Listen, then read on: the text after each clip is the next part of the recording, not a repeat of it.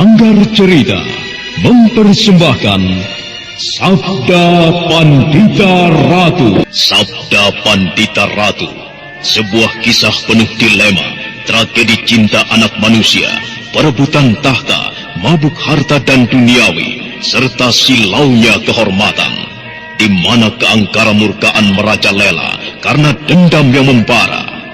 Kisah ini berlatar belakang berdirinya Singasari. Ken Arok, dialah pemuda yang merekuk pahit getirnya kehidupan. Namun sebenarnya, dialah yang harus melaksanakan sabda-sabdanya. Perjalanan sengsaranya adalah awal untuk meraih keberhasilan, untuk menuju kejayaannya di saat Singasari berdiri. Sabda Pandita Ratu, naskah ditulis oleh Pondra Swasti Langit, diolah oleh Agus Nur Ismail, didukung oleh artis-artis terkemuka, Ferry Fadli, Eli Ermawati, M. Abud, Ivona Rose, dan lain-lain. Teknik dan montase, Ibing Arifin, dengan sutradara Dian Pertiwi. Sabda Pandita Ratu kali ini mengetengahkan episode kelima dengan judul Rahasia Bunga Desa.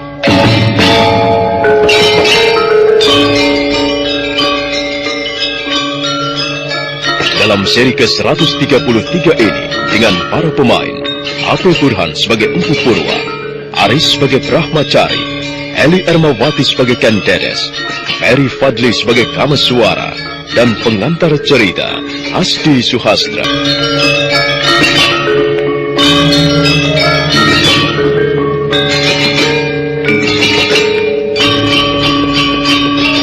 Dedes masih duduk terpaku memandang bulan tua yang masih bersinar penuh. Dalam lamunannya, gadis tunggal anak Empu Purwa itu masih merindukan laki-laki yang sering hadir dalam mimpinya. Dan tanpa disadarinya, dari arah lain muncul Empu Purwa bersama Brahmacari mendekatinya.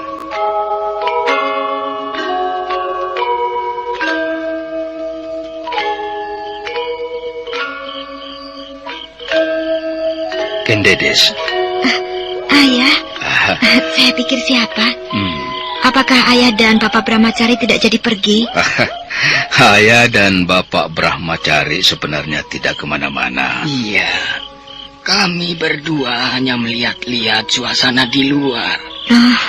Dedes pikir ayah dan Bapak Brahmacari akan pergi jauh. Bapak Brahmacari, silakan duduk.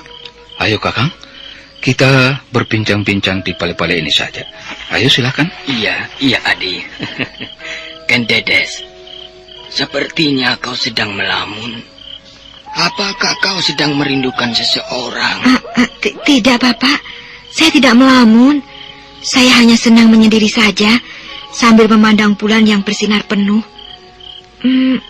Apakah ayah telah berbicara sesuatu pada Bapak Brahmacari?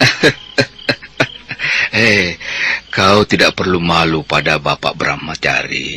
Ayah memang telah menceritakan semua yang kau alami. Benar, Dedes. Kenapa harus malu? Kau toh sudah dewasa. Hal-hal seperti itu sudah wajar bagi seorang gadis yang merindukan seorang pemuda. Tapi Bapak, pemuda yang saya rindukan hanya ada di dalam mimpi saja. Bagaimana saya tidak malu kalau saya hanya merindukan sebuah bayangan saja? Ken Dedes, sekalipun yang kau lamunkan itu hanya bayangan sebuah mimpi, Bapak kira itu pun wajar. Kalau kau mau menceritakannya dan berterus terang, mungkin Bapak bisa membantumu. Maksud Bapak, apakah Bapak akan memberitahukan di mana pemuda itu berada? Iya. Kalau bisa Bapak akan menghadirkannya kemari. Nah, sekarang ceritakanlah apa yang kau alami. Baik, Bapak. Akhirnya Ken Dedes pun menyimpan rasa malunya dalam-dalam. Kemudian dia segera menceritakan apa yang telah dialaminya melalui mimpi. Sementara itu Brahmana Brahmacari mendengarkan penuturan anak tunggal Empu Purwa itu penuh seksama. Dan sesaat berikutnya, Demikianlah mimpi yang telah saya alami itu, Bapak Brahmacari. Iya. Lalu bagaimana? Apakah kau meyakini bahwa mimpimu adalah sebuah kenyataan? Benar, Bapak. Lalu apakah kau pun tahu siapa nama pemuda yang ada dalam mimpi itu? Oh, saya tidak tahu namanya. Baiklah. Sekarang lakukanlah apa yang Bapak perintahkan. Bapak akan membantu mencari tahu siapa pemuda itu. Mudah-mudahan Bapak bisa melihat melalui mata batin Bapak. Nah, sekarang duduklah dalam posisi yang tegak. Kau harus kembali membayangkan bagaimana mimpi yang kau alami itu. Tidak perlu memejamkan mata. Baik, Bapak Brahmacari. Sambil memperbaiki posisi duduknya, Ken Dedes segera membayangkan kembali apa yang telah dialaminya. Sementara itu Brahmacari menatap tajam mata Ken Dedes. Laki-laki tua yang mumpuni dalam ilmu batin itu mencoba menyeruak masuk ke dalam benak gadis cantik itu. Cukup, Ken Dedes. Bagaimana, Bapak? Apakah Bapak telah menemukan sesuatu dalam diri saya? Iya. Yang Bapak temukan dalam dirimu, bahwa mimpimu itu adalah sesuatu yang benar-benar kau alami. Lalu, apakah Bapak tahu siapa nama pemuda itu? Bapak belum tahu siapa nama pemuda itu. Tetapi Bapak sudah bisa menangkap bagaimana sosok pemuda itu dari dalam benakmu. Nah, sebaiknya sekarang kau istirahatlah. Bapak ingin bicara banyak dengan ayahmu. Apakah saya tidak boleh ikut dalam pembicaraan ini, Bapak? Ken Dedes, sebaiknya kau turutilah apa yang diperintahkan Bapak Brahmacari. Toh semua ini untuk kepentinganmu. Ayah harap kau mau mengerti, Nduk. Baiklah, Ayah. Bapak Brahmacari, saya istirahat dulu. Iya, silakan, Nduk. Bagaimana, Kakang? Apa yang dikatakan anakmu itu benar. Bahwa yang dialaminya bukan lagi sebuah mimpi. Bagaimana hal itu bisa terjadi, Kakang? Dia mengalami hal itu dalam keadaan tidur. Artinya, Ken Dedes mengalami mimpi bukan dalam keadaan nyata. Memang benar. Ken Dedes mengalami peristiwa itu dalam mimpi. Tapi sebenarnya, roh Ken Dedes mengalami sebuah perjalanan. Ia menembus berbagai peristiwa yang berlanjut dari hari ke hari. Jagat Dewa Batara. Pertanda apakah sebenarnya ini, Kakang? Kau tidak perlu khawatir. Justru seharusnya kau bersyukur karena Ken Dedes menjadi pilihan para dewa. Apa yang dialami anakmu adalah bagian dari takdir yang tidak bisa dihindari. Iya.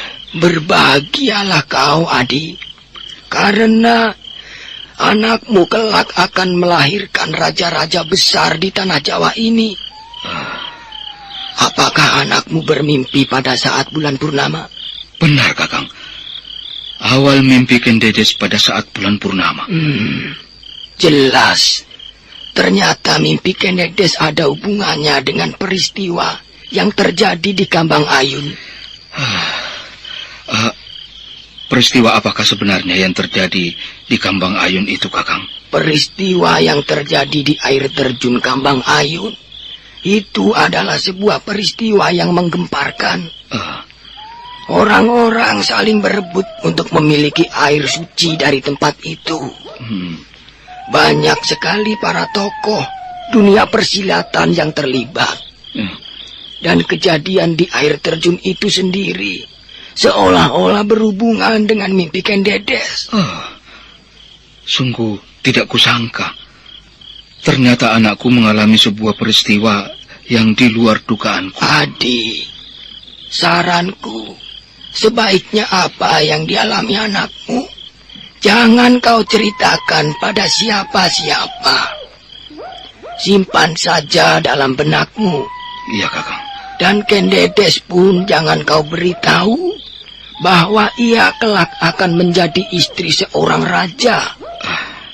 Jika kau memberitahukannya, itu sama saja kau membuatnya bimbang.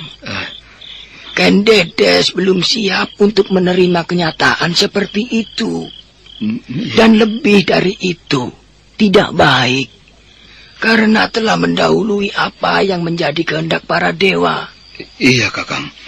Aku pun tidak berani selancang itu menceritakan pada orang lain ataupun pada anakku sendiri. Lalu, apa yang akan Kakang lakukan sekarang? Aku mungkin akan menempuh perjalanan panjang untuk mengetahui di mana pemuda itu berada. Setelah meraba sosok yang berada di benak anakku, aku semakin penasaran untuk bertemu dengannya. Kenapa Kakang harus bersusah payah melakukan perjalanan seperti itu? Kalau memang apa yang dialami Kendedes akan menjadi kenyataan, aku rasa Kakang tidak perlu mencarinya. Seharusnya memang begitu. Tetapi penasaran sekali ingin membuktikan kenyataan ini. Toh apa yang kulakukan ini bukanlah menentang takdir Dewata Agung. Lalu bagaimana dengan Ratri Hening sendiri, Kakang? Adipurwa tidak perlu khawatir. Kelak aku akan kembali kemari untuk mengantarkan Ratri Hening. Sekarang yang harus kulakukan yaitu menempuh perjalanan panjang. Ya, baiklah. Lalu kapan Kakang akan melakukan perjalanan panjang itu? Besok setelah matahari terbit. Aku akan segera meninggalkan pondokmu. Aku rasa apa yang kau inginkan dari peristiwa yang dialami Kendedes, kau sudah mengerti. Iya. Aku sangat berterima kasih sekali pada Kakang yang mau bersusah payah hanya untuk masalah yang kecil seperti ini. Ini bukan masalah kecil lagi, Adi. Dan janganlah bantuanku ini kau jadikan beban dalam pikiranmu. Aku justru senang dapat membantumu mengungkapkan apa yang dialami Kendedes. Kakang, bagaimana kalau sekarang Kakang istirahat? Aku rasa masih banyak waktu untuk istirahat sampai menjelang matahari terbit nanti. Baiklah, kalau kau mau tidur, tidurlah. Biar aku bersemedi di ruang depan. Iya, Kakang. Setelah pembicaraan itu, Brahmana Brahmacari bersemedi di ruang depan. Sementara waktu terus bergulir dengan cepat, mega-mega hitam terhempas begitu saja. Sementara itu pula bulan tua sudah tenggelam tanpa menyisakan sinarnya. Dan perlahan-lahan, fajar pagi berdiri di atas punggung bukit. Dengan alam, dia tidak bisa diam di satu tempat dalam waktu yang lama, kecuali tempatnya sendiri. Sekarang Bapak Brahmacari akan melakukan perjalanan panjang, dan itu hal yang biasa bagi seorang Brahmana. Apalagi diiringi dengan menolong sesama. Itu merupakan sebuah dharma baginya.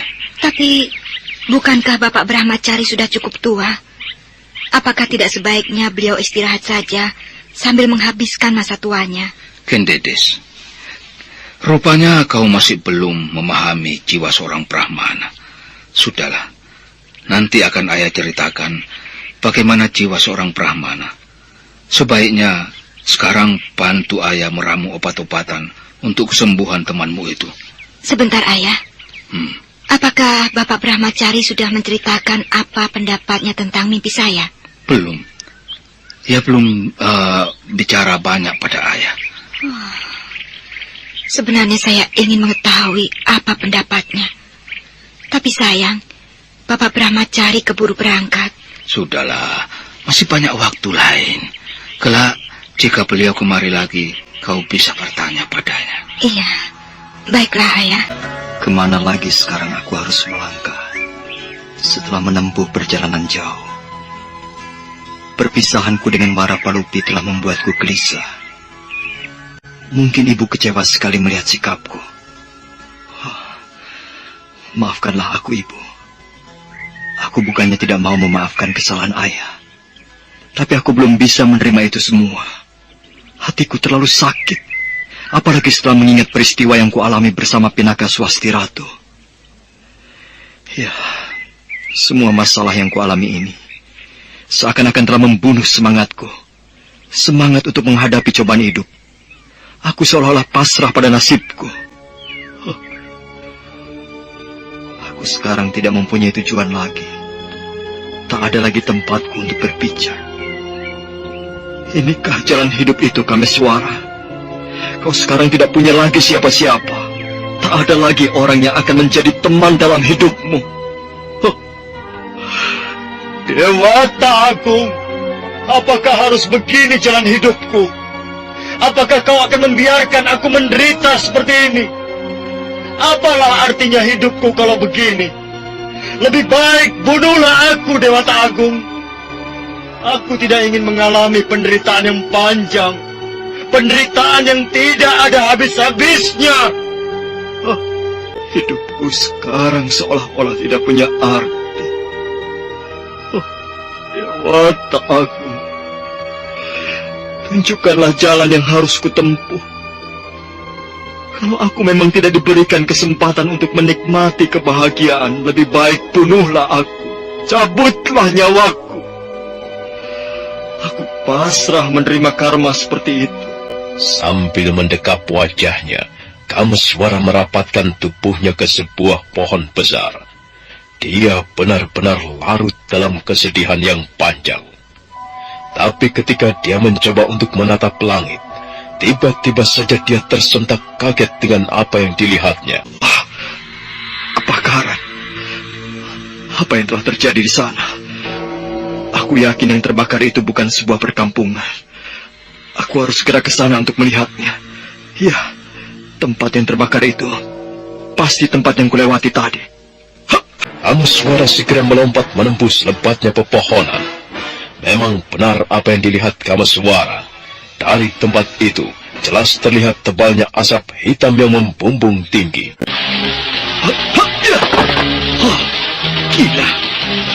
Kalau api ini tidak segera dipadamkan, maka seluruh hutan ini akan terbakar habis. Aku harus mencegah api ini agar tidak menjalar. Tapi, apakah aku? Kenapa aku jadi bodoh? Bukankah tak jauh dari sini ada sebuah tanggul air? Ya, lebih baik ku jebol saja tanggul air itu. Aku rasa cukup untuk memadamkan api ini. Laki-laki daripada pokan pesanggaran ini segera melompat tinggi.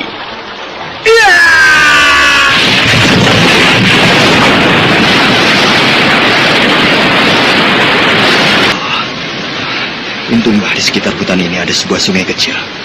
Kalau tidak, mungkin aku akan kesulitan untuk memadamkan api ini. Sekarang aku harus mencari tahu apa penyebab dari terbakarnya hutan ini. Air yang dijebol dari tanggul sungai itu terus mengalir dengan deras. Sementara dari dataran tinggi tak jauh dari hutan yang terbakar, nampak beberapa orang tengah berdiri menatap hutan yang masih terbakar itu.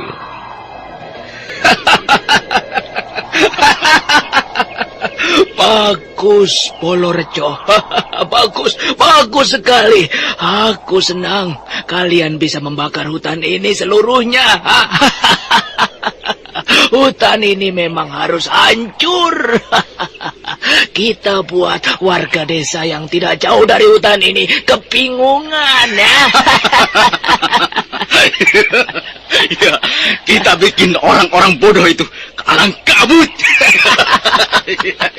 Ayo, teruskanlah kau berkobar. Ayo, iya, bakar hutan serta isinya.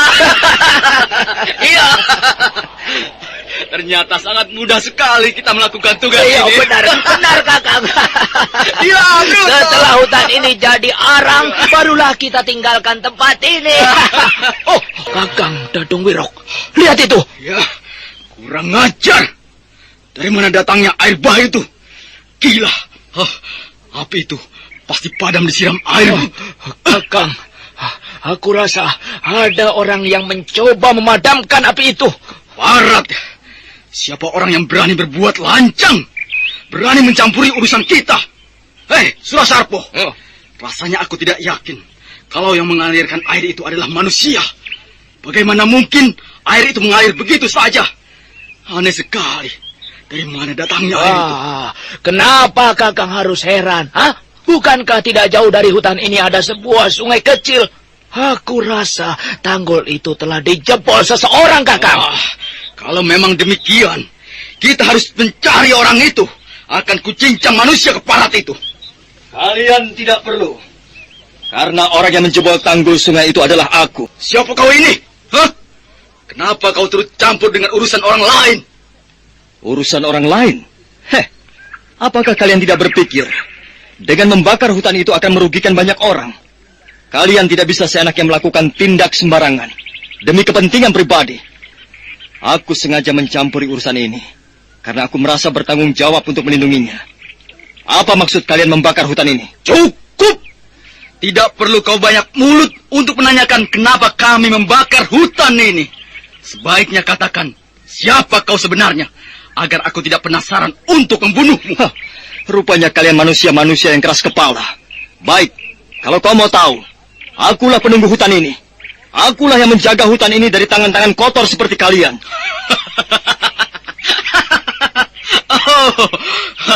Kalau kau mengaku sebagai penunggu hutan ini, artinya kau bukan termasuk sebangsa manusia. Apakah benar demikian? Ayo kawan-kawan, tangkap saja orang ini. Ayo. Rupanya kalian tidak percaya kalau aku penunggu hutan ini. Baik, sekarang perhatikanlah baik-baik wujudku.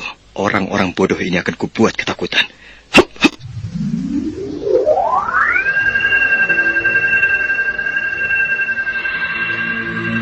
Berapa anak buah Dadung Wirok tersentak kaget begitu melihat apa yang dilakukan musuhnya. Tiba-tiba saja dalam sekejap tubuh Kamaswara berubah menjadi 3 orang. Seketika itu juga orang-orang yang mengepung Kamaswara berhamburan ketakutan.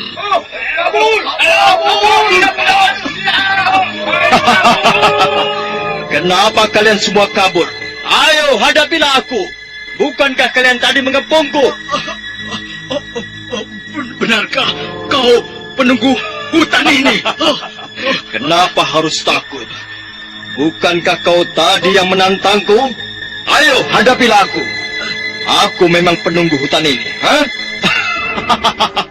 Rupanya kau tidak bisa lari karena ketakutan, sobat. Ya, ampunilah aku. Jangan bunuh aku.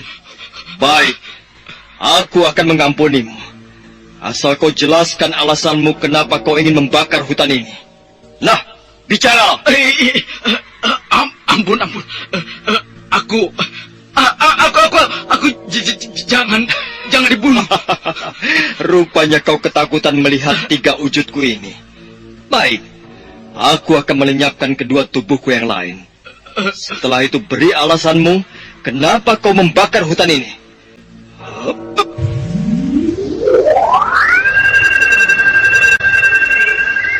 Nah, sekarang bicaralah. Aku tidak akan membunuhmu. Siapa namamu, Kisanak? Namaku Dadung Wirok. Lalu siapa 4 orang yang mengepungku tadi? Itu Surasarpo dan anak-anak buahku. Nah, sekarang aku butuh jawaban yang lain. Apa alasanmu membakar hutan ini? Apakah kau diperintahkan orang lain atau kemauanmu sendiri? Ampun, aku disuruh orang lain. Perintahku yang sebenarnya adalah menculik seorang gadis yang berada di pinggir hutan sebelah timur. Menculik seorang gadis? Iya. Apa hubungannya penculikanmu ini dengan hutan yang kau bakar? Aku membakar hutan ini tidak lebih hanya untuk mengalihkan perhatian. Jika perhatian orang-orang sudah beralih pada hutan yang terbakar, artinya dengan mudah aku dapat menculik wanita yang menjadi incaran kami. Barat! Ternyata perbuatan licikmu sangat bodoh sekali. Apakah kau pikir setelah berhasil menculik gadis itu, kau tidak punya dosa? Jika hutan itu terbakar sampai habis, bukan hanya hutan saja yang jadi arang. Rambatan apinya pun akan menjalar ke tempat lain. Untung saja aku melihat perbuatan bodohmu. Kalau tidak, maka kau pun akan merasakan kerugian ini. Sekarang katakan, untuk apa kau menculik gadis itu? Menurut orang yang menyuruhku, untuk rangkaian sebuah upacara. Upacara? Iya. Upacara apa? Aku tidak tahu untuk upacara apa. Aku hanya menjalankan tugas dan mengharapkan imbalan. Orang yang menyuruhku bernama Pronohito. Iya, dia tinggal di sebelah selatan, tidak jauh dari hutan ini. Ampunilah aku. Jangan kau bunuh aku. Baik, aku akan mengampunimu. Nah, sekarang pergilah. Dan jangan coba-coba berbuat macam-macam lagi. Cepat! Aku tidak ingin melihat batang hidungmu lagi. Iya. Pronohito. Siapa orang yang bernama Pronohito itu? Baiklah, sebaiknya aku pergi ke arah selatan saja. Aku mau tahu tentang orang itu. Setelah kepergian Dadung Wiro, Kameswara kemudian melesat meninggalkan tempat itu. Sementara di tempat lain, nampak dua orang laki-laki tengah berkelahi. Salah seorang yang berpakaian Brahmana itu tak lain adalah Brahmacari. Menyerahlah anak muda. Sebaiknya kau sadar bahwa perbuatanmu menentang kehendak para dewa. Jika kau mau bertobat, aku yakin Sang Yang Batara pasti mengampunimu. Tidak. Aku tidak akan menghentikan semua apa yang kulakukan. Kau tidak berhak turut campur dengan segala apa yang kulakukan. Baiknya menyingkirlah dari tempat ini, atau kau akan rugi sendiri. Pronohito, sebenarnya bisa saja aku tidak melakukan apa-apa terhadapmu. Artinya tidak turut campur dengan urusanmu. Tetapi karena kesalahanmu menculik gadis-gadis itu, maka terpaksa aku turun tangan. Keparat! Kau benar-benar telah membuatku marah, Brahmana. Upacaraku jadi terganggu dengan kehadiranmu. Kubunuh kau, Keparat. Kau tidak perlu marah, Pronohito. Baiklah, aku akan pergi. Tetapi dengan satu syarat. Berjanjilah untuk tidak melanjutkan perbuatan tidak baik ini. Tidak. Aku bisa berjanji. Tetapi janjiku hanya untuk membunuhmu. Brahmana Brahmacari segera melompat begitu diterjang oleh Pronohito. Laki-laki setengah tua itu benar-benar geram atas kata-kata Brahmana tua itu. Namun sekalipun dia menerjang dengan garang, ternyata serangannya dapat dihindari begitu saja. Seranglah aku. Jangan bisamu hanya menghindar saja. Atau kau tidak berani melawan serangan-seranganku. Kau tidak perlu membusukkan dadamu, Kisanak. Aku bisa saja membunuhmu. Tetapi karena aku mempunyai pertimbangan-pertimbangan, rasanya tidak sampai hati kalau aku harus membunuhmu. Setan alas. Sepertinya teriakan dua orang yang berkelahi. Dari mana suara itu berasal? Sebaiknya aku cari. Sepertinya teriakan itu tidak jauh dari sini.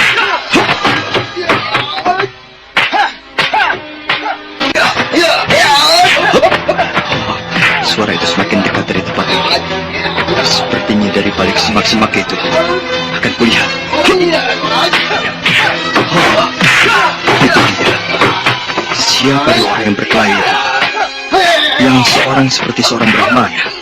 Aneh. Kenapa seorang Brahmana bisa terlibat dalam sebuah perkelahian? Apakah laki-laki setengah tua yang melawan Brahmana itu adalah Pronohito?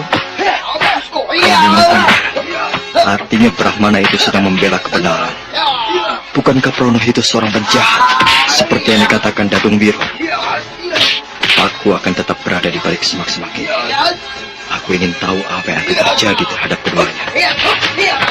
Sebaiknya kau hentikan seranganmu. Percuma, kau tetap tak akan mampu melawanku. Lihat saja, sejak tadi seranganmu tak satu pun berhasil mendarat di tubuhku. Hentikan sensubahanmu, Keparat. Kau memang harus mampus di tanganku. Nampaknya Brahmana itu tidak bermaksud membunuh musuhnya. Kalau ia memang berniat menjatuhkannya, mungkin sejak tadi lawannya itu dapat dikalahkan.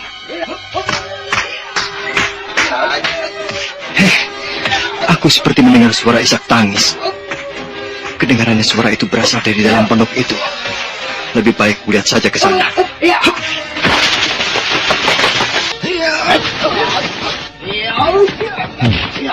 Kelihatannya Brahmana itu tidak berniat membunuh musuhnya.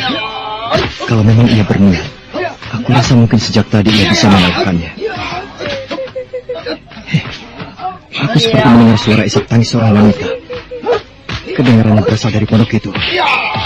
Lebih baik lihat saja ke sana.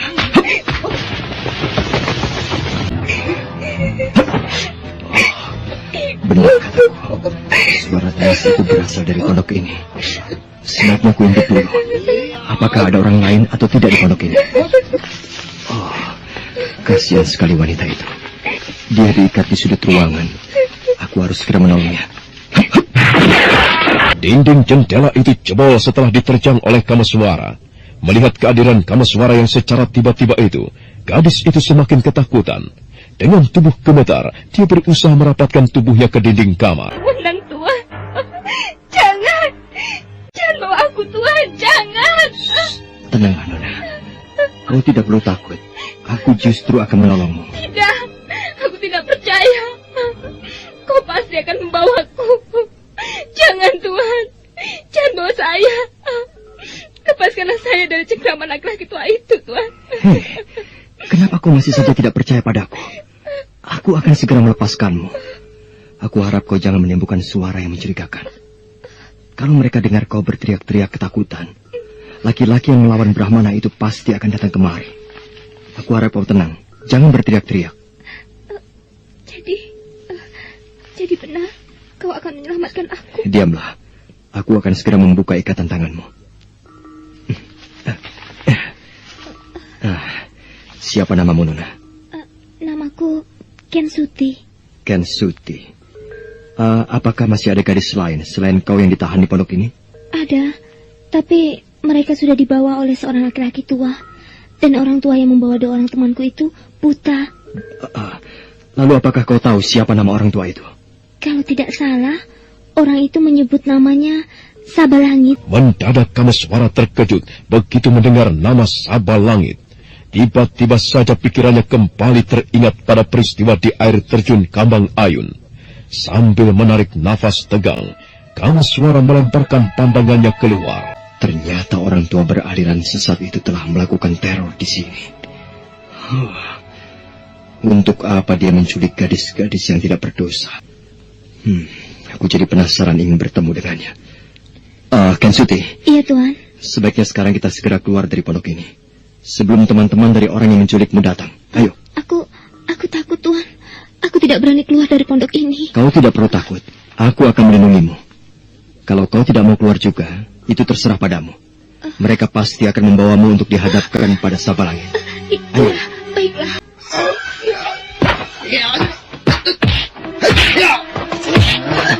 Setan alas. Rupanya sedap tadi kau hanya mempermainkan aku. Baik. Mungkin aku pun tidak boleh menganggapmu remeh begitu saja. Bersiap-siaplah kembali untuk menerima seranganku, badut tua. Rupanya dia mulai mengeluarkan ajian andalannya. Iya, kali ini aku harus berhati-hati. Sekalipun sejak tadi, aku hanya menghindar saja tanpa memberikan perlawanan. Tetapi serangannya mulai kuanggap membahayakan. Ayo kepada tua. Aku sudah gatal ingin membunuhmu. Campur tanganmu dengan urusanku ini. Telah menghambat tugas yang harus diselesaikan. Hup, terimalah ini. Iya.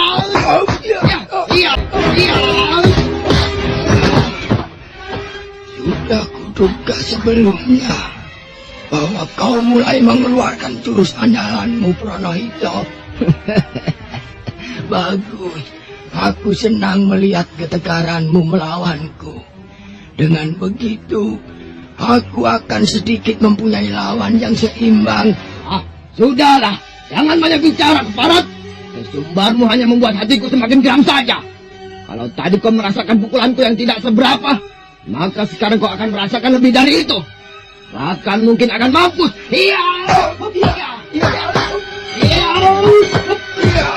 Memang benar apa yang dikatakan Pranahito. Kali ini dia menyerang Brahmana Brahmacari dengan seluruh kemampuannya. Tapi laki-laki tua itu pun tidak tinggal diam. Dia sekarang membalas serangan-serangan itu. Perkelahian jadi semakin seru.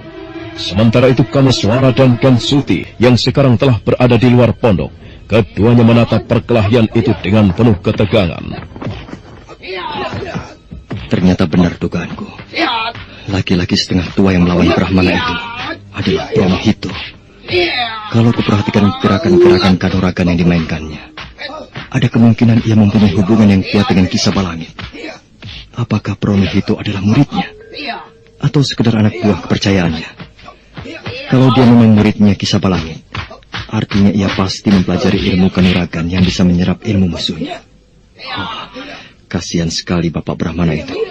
Seandainya Pranahito memang mempunyai ajian seperti Kisah Balangit, ya, mau tidak mau aku harus menolongnya. Kenapa tiba-tiba saja Pranahito melompat ke belakang?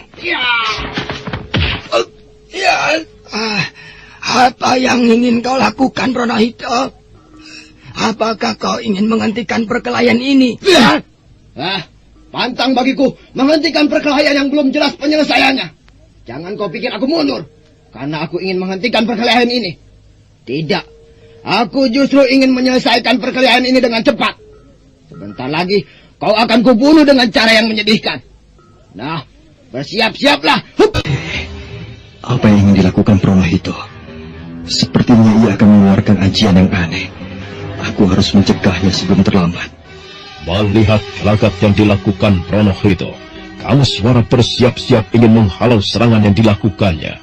Tetapi baru saja Kameswara akan melompat, tiba-tiba saja secepat kilat murid kepercayaan Kisah Balangit menghantamkan serangannya melalui tatapan matanya, dan sinar kuning kemerahan pun melesat. Untung aku segera menghindar. Kalau tidak, mungkin sinar yang dipancarkan Pranahito akan menghantam tubuhku.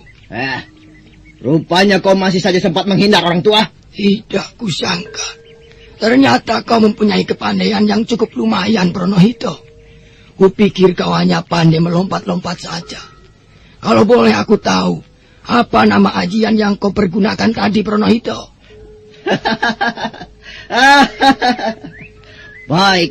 Baiklah. Aku akan memberitahukan apa nama ajian itu, agar kau mati tidak penasaran. Nama ajian itu adalah ajian Telendewo. Telendewo. Luar biasa sekali. Dari namanya saja ku dengar sangat menyeramkan. Ajianmu benar-benar berbahaya sekali, Pranahito. Tetapi kau jangan membusungkan dada dulu. Aku berkata demikian bukan berarti aku takut melawanmu. Ayo, keluarkanlah lagi ajian andalanmu itu. Aku mau tahu, apakah ajianmu itu bisa menghantam kekebalan tubuhku? Keparat sombong. Tahanlah serangan yang kedua kali ini. Siapkan dadamu kalau kau merasa kebal untuk menahan serangan jarak jauhku. Parat. Licik sekali kau, Brahmana. Bukankah tadi kau mengatakan bahwa kau akan menahan serangan mataku? Tapi kenapa tiba-tiba kau lemparkan batu-batu kerikil ini ke mataku? Jahanam! Kau pikir aku akan sebodoh itu membiarkan seranganmu mendarat di tubuhku? Tidak, Pranahito.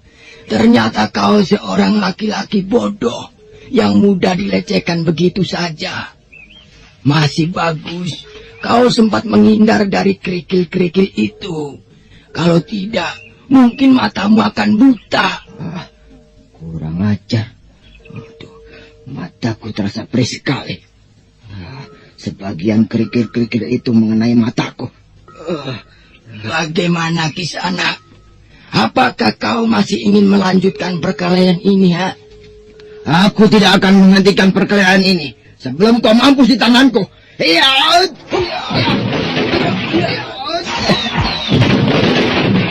Ayo, serang aku terus dengan kekuatan matamu. Aku mau tahu sampai sejauh mana kemampuanmu untuk menjatuhkan aku. Beberapa kali Prono Hito menghantamkan serangan dengan kekuatan matanya, tapi serangan yang dilancarkannya selalu menghantam ruangan kosong. Namun begitu, rupanya Brahmacari mulai kewalahan dan keadaannya sangat mengkhawatirkan. Gila. Apakah aku mampu bertahan melawan serangan murid Kisaba Langit ini?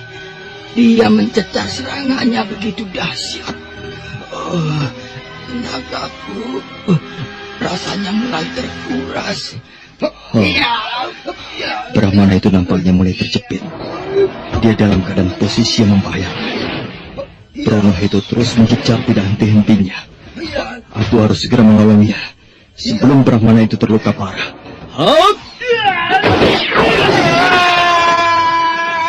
Etan alas, siapa kau? Kenapa tiba-tiba menyerangku secara licik? Kau tidak perlu kaget, Kisanak. Aku sengaja campur tangan karena ingin memisahkan perkelahian yang mulai tidak seimbang ini. Campur tanganmu telah membuatku kecewa, anak muda. Apapun yang terjadi terhadap orang tua bodoh ini, kau tidak berhak turut campur. Ayo, menyingkirlah dari hadapanku, atau kau akan mampus di tanganku. Jangan terlalu yakin bisa membunuh orang lain yang belum kau ketahui kemampuannya.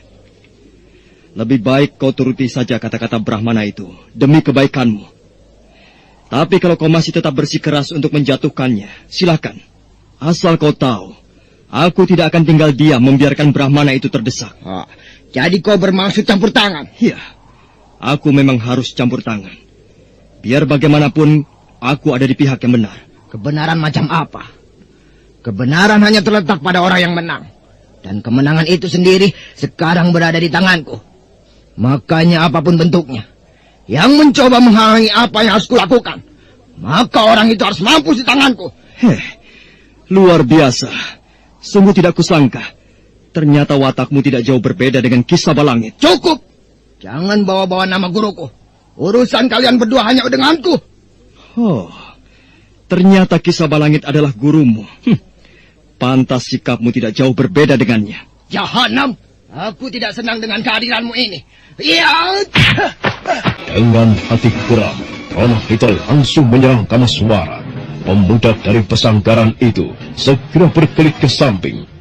Sementara itu, Brahmacari kelihatan pemuda itu. Maka orang yang mengalahkannya dan memiliki air suci itu adalah aku. Akulah Kamaswara yang pernah berhasil mengalahkan Kisaba Langit. Benarkah apa yang dikatakannya bahwa dia pemuda yang pernah diceritakan guru? Tidak, rasanya aku tidak percaya. Bagaimana mungkin pemuda seperti dia berhasil mengalahkan guruku dan berhasil meminum air suci itu? Sepertinya kau tidak mempercayai kata-kataku, Prono Hito. Jelas aku tidak mempercayaimu. Bagaimana mungkin aku bisa mempercayaimu sementara sosokmu kurang meyakinkan bahwa kau mampu mengalahkan guruku? Sudahlah. Kau tidak perlu menggertakku dengan berpura-pura sebagai pemuda yang berasal dari Kambang Ayun. Aku tidak pernah mengatakan bahwa aku berasal dari Kambang Ayun. Aku hanya seorang pemuda yang berasal dari Padepokan Pasanggaran. Namun begitu, akulah orang yang beruntung, yang berhasil meneguk air suci dari Kambang Ayun. Cukup! Aku tidak butuh sesumbarmu yang tidak karuan. Sekalipun kau mengatakan dirimu seorang dewa, aku masih tetap tidak percaya. Sebaiknya sekarang bersiap-siaplah menerima seranganku. Kalau kau mengaku pernah mengalahkan guruku. Sekarang aku mau tahu, apakah kau mampu menahan serangan ajian Teleng Dewoku? Kalau kau mampu, baru aku percaya bahwa kaulah orang yang pernah berkelahi dengan guruku. Nah, rapalah ajian Teleng Dewomu. Aku akan mencoba menyambutnya, agar kau tidak penasaran. Suara segera mundur selangkah sambil mencabut keris dari lipatan bajunya. Itulah keris Kambang Ayun. Panah dari keris itu nampak begitu mendebarkan. Keris itu seakan-akan memancarkan cahaya yang tajam. Sesaat lamanya Prono Hito terpaku. Tetapi setelah itu dia berusaha mengalihkan pandangannya. Ayo, kenapa kau masih diam seperti itu? Apakah kau mengurungkan niatmu untuk melawanku? Jangan sombong kau pemuda bodoh. Kau pikir aku takut menghadapimu karena kau memegang sebilah keris rongsokan seperti itu? Belum kulancarkan ajian Telang Dewoku saja. Kau sudah sembunyi di balik keris itu. Apalagi ajianku sudah kurapal. Tentunya kau akan semakin belingsatan tidak karuan. Pendekar macam apa kau ini sebenarnya? Dasar manusia pengecut. Aku bukan pengecut Kisana. Keris ini cuma sekedar penangkal ajian Telang Dewomu. Untuk melawanmu, aku rasa tanpa menggunakan keris ini pun aku mampu. Kau lihat keris ini baik-baik. Sekalipun keris ini seperti bukan benda bertuah, tetapi kekuatannya melebihi apa yang kau miliki. Inilah keris Kambang Ayun yang kudapatkan dari air terjun Kambang Ayun. Aku tidak percaya. Sudah. Hentikan kata-katamu yang hanya membual itu. Sekarang terimalah ajianku ini. Tiba saja Pranahita tersentak kaget dan berdiri bagai orang terpaku. Tatapan matanya tiba-tiba saja jadi beku. Sekujur tubuhnya seakan-akan mengejang, seperti ada kekuatan lain yang berusaha menariknya. Rupanya keris Kambang Ayun yang dipegang oleh Kameswara telah menarik kekuatan Pranahita yang disalurkan melalui matanya. Sambil berusaha melepaskan diri dari tarikan gaib itu, Pranahita menjerit kesakitan. Keparat, lepaskan kekuatan gaibmu, anak muda. Kenapa aku harus melepaskan? Apakah kau tidak mempunyai kekuatan sendiri untuk melepaskannya? Lebih baik kau lepaskan saja sendiri kekuatan itu. Tidak, aku tidak sanggup. Lepaskan, anak muda. Kalau kau tidak mau melepaskan kekuatan kerismu, mataku pasti pecah. Lepaskan. Kasihan sekali. Seharusnya kau bisa melepaskannya. Bukankah tadi kau katakan bahwa keris ini hanya sebuah benda rongsokan yang tidak mempunyai arti? Sekarang baru kau rasakan betapa benda rongsokan ini ternyata mempunyai kekuatan yang hebat. Aku mohon kau melepaskan kekuatan pusakamu, anak muda. Mataku terasa nyeri dan sakit. Baik, aku akan melepaskanmu dari tenaga gaib kerisku ini. Tapi dengan satu syarat, kau harus bertobat untuk tidak melakukan perbuatan terkutuk ini lagi. Dan yang kedua, kau harus menunjukkan di mana gurumu menyembunyikan gadis-gadis yang diculiknya. Kalau kau tidak mau menjelaskan, jangan harap aku mau melepaskanmu dari belenggu ini. Aku lepaskan mataku. Ternyata kekuatan keris pusaka ini sangat berbahaya. Mata Pranah itu berdarah. Aku harus segera menyarungkan keris ini. Kalau tidak, keadaannya akan semakin bertambah parah. Dia pingsan. Lebih baik untuk sementara ku diamkan saja. Aku mau tahu bagaimana keadaan Bapak Brahmana itu. Sepertinya dia pun sedang terluka. Ana, bagaimana keadaanmu? Kau tidak apa-apa? Tidak, anak muda. Aku tidak apa-apa. Luka-luka ini tidak seberapa. Terima kasih atas pertolonganmu. Kalau saja kau tidak menolongku, mungkin keadaan Bapak akan semakin terdesak. Tolong menolong sudah menjadi kewajiban kita pada sesama orang, Bapak. Ternyata kau mempunyai budi luhur, anak muda. Anak muda yang gagah. Siapa namamu? Namaku Kameswara, Bapak. Kameswara. Kameswara. Ku dengar tadi kau mengucap-ucap nama Kambang Ayun. Apakah benar kawan muda yang menggemparkan itu?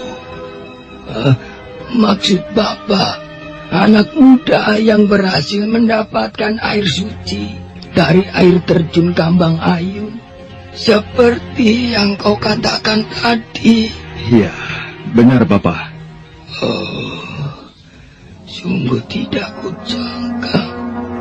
Ternyata dalam waktu yang singkat, aku telah berhasil bertemu dengan pemuda yang diimpikan Ken Dedes. Sungguh tidak bisa kubayangkan kalau hal ini bakal terjadi. Bapak Brahmana, kenapa Bapak diam? Apakah ada sesuatu yang Bapak pikirkan? Apakah Bapak kembali merasakan sakit di tubuh?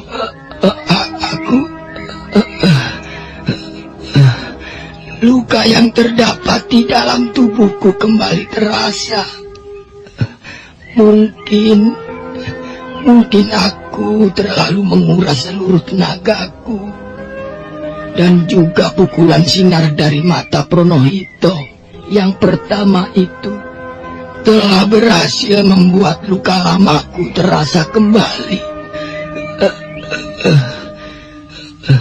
Kameswara, maukah kau memenuhi permintaanku sebelum ajalku tiba? Permintaan apakah Bapak Brahmana? Seandainya permintaan Bapak dapat saya penuhi, mungkin akan segera saya penuhi. Tapi jika tidak, saya harap Bapak Brahmana jangan kecewa. Iya, Bapak yakin kau bisa memenuhinya, Kameswara. Permintaan Bapak hanya mengharapkan kau datang ke desa Panawijen. Bapak melihat sebuah mimpi menjadi kenyataan. Apa maksud Bapak? Aku tidak punya waktu banyak untuk menceritakannya, anak muda. Dadaku terasa sesak dan sakit sekali. Sebaiknya sekarang pergilah ke desa Panawijen. Nanti di sana kau akan menemukan jawabannya. Bapak Brahmana. Kau tidak perlu mencemaskan aku, anak muda. Lukaku semakin mengkhawatirkan saja. Sebaiknya cepatlah kau pergi. Di sana kekasih dewa-dewa telah menunggumu. Dan satu hal lain lagi. Selamatkanlah wanita-wanita yang akan dijadikan penutup upacara itu. Kameswara, namaku Brahmacari. Kasihan sekali Brahmana ini. Aku rasa kalau saja ia tidak mempunyai luka lain di tubuhnya, ia akan kuat bertahan. Apa maksudnya menyuruhku datang ke desa Panawijen? Apakah ada sesuatu yang berhubungan denganku? Bapak Brahmana Brahmacari. Ya, semoga saja arwahmu diterima Sang Hyang Agung sebagai orang yang penuh kebaikan.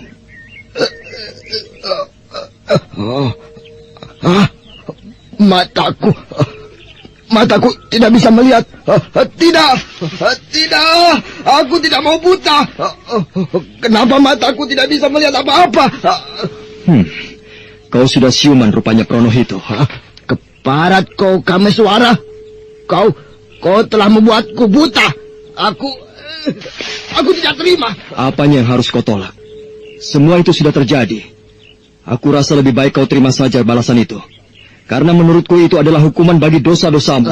Keparat, kalau saja kau tidak berbuat curang, mungkin keadaanku tak akan seperti ini.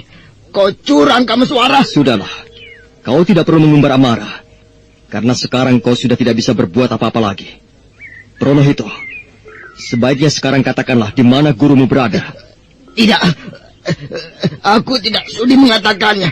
Sekalipun kau memaksa dan mengancamku untuk membunuh, aku tak akan mengatakannya. Oh, rupanya kau termasuk murid yang setia, Pronohito. Baiklah, tapi perlu kau sadari, keadaanmu sekarang sudah terjepit. Jika aku berniat membunuhmu, hal itu sangat mudah sekali bagiku. Aku sudah katakan sejak dari tadi bahwa aku tidak takut. Ayo, bunuhlah aku. Kalau kau memang ingin membunuhnya, aku sudah siap, anak muda. Kurang ajar.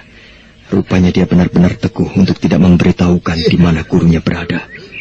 Baik, aku akan terus mengorek keterangan dari mulutnya. Pronohito, sekali lagi aku minta, tunjukkan di mana gurumu berada. Cukup. Jangan paksa aku untuk mengatakan yang seharusnya tidak aku katakan. Aku tidak main-main, keparat. Ayo, berusahalah untuk berontak. Sekalipun kau mengeluarkan ajian andalanmu, kau tetap tidak akan mampu melawanku. Apa yang ingin kau lakukan, anak muda? Rasakan saja apa yang ingin kulakukan. Jika kau tidak mau menjelaskan di mana gurumu berada, ayo bicara, atau tubuhmu akan cacat untuk yang kedua kalinya. Tidak. Aku tidak akan memberitahukan di mana guruku berada. Ayo, lakukanlah apa yang ingin kau lakukan. Kau tidak perlu membuatku cacat. Kau bunuh pun aku tidak takut. Ayo. Barat. Rasanya aku tidak punya cara lagi untuk mengancamnya. Aku mendengar suara angin menuju kemari. Sepertinya angin itu sangat besar sekali berhembusnya. Sepertinya angin ini bukan angin sembarangan. Kameswara tertegun sesaat lamanya begitu mendengar suara angin berhembus ke arahnya. Angin itu berhembus cukup besar dan dia merasakan bahwa angin itu bukanlah angin yang sewajarnya, tapi angin yang dihembuskan oleh sebuah ajian. Saudara pendengar, untuk mengetahui jawabannya, ikutilah kelanjutan kisah ini dalam seri berikutnya. Sampai jumpa.